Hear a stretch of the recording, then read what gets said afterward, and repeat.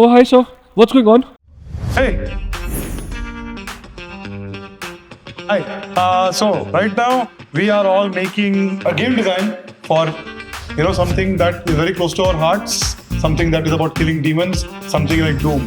All of us here are huge fans of Doom, and these students, second year, they are currently working on a game which is like a love letter to Doom.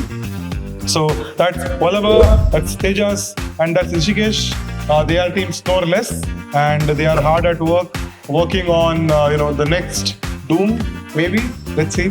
So yeah, we are also here Sandeep sir, our Unity faculty and our game programming faculty. He is on standby to help us out if we need any technical advice somewhere. And as you see, there's been a lot of brainstorming going on right now. So why don't you do us a solid and get out of here so we can continue working? I take you. Thank you.